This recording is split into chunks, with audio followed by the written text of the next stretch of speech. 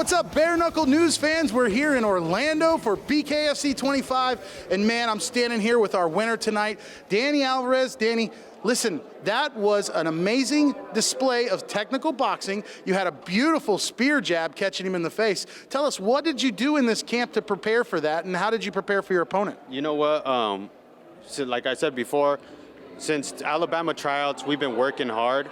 Scott's been trying to get me a fight at 135 for a year. Yeah. Like I said, there's dudes ducking. I won't say the names again, but there's dudes ducking. So the closest thing we got was the flyweight. You know what I mean? And like to answer that question, my team and myself, I mean, me and Luke right here, my boy Luke, who flew all the way out here with me, we've been working on that spear jab for a long time. And you know what? It starts off just like that technical boxing. But you know what? That's what devastates the eye. Yeah. It's the eye, you know what I mean? And that's the whole point of it. And I knew that was going to be a factor to utilize the jab. I knew that JR had a strong hook. Yep.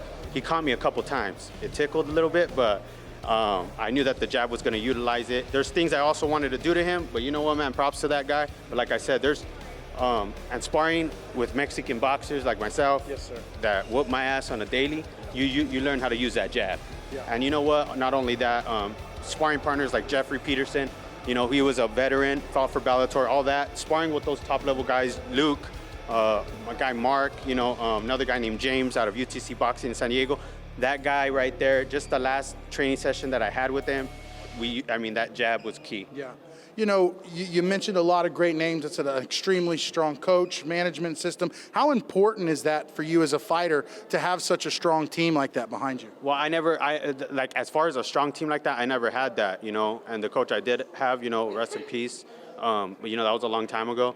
And but you know, this strong team, I have a very strong team right now. These guys have my back 100%. Scott had my back 100%. That's probably the most important thing. Yeah. If I had this years ago, I mean, I would have been on even another level right now. You know what I mean? But so I noticed you had some other combative experience too. How much different was Bare-Knuckle from anything else you've done? Oh, very different. You know, the punching style is different.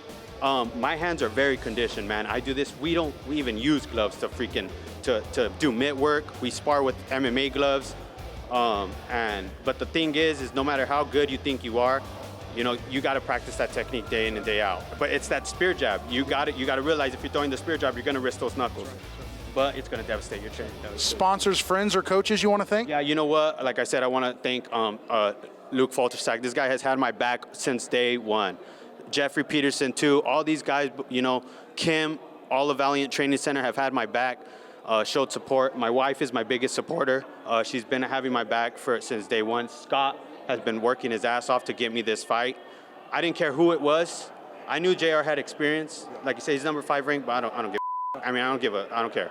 You know, but like I said, another coach is Coach Mario. He's out of Mexicali, BC. He's Mexico. He really helped me prepare. He would send his fighters out across the border to go train and spar with me when I didn't have the opportunity to go to San Diego. That's awesome. Well, folks, you heard it from Daniel Alvarez here tonight. It takes a great backbone and an amazing team for success. Big boy at BKFC 25 in Orlando and Bare-Knuckle News, no one beats us to the punch.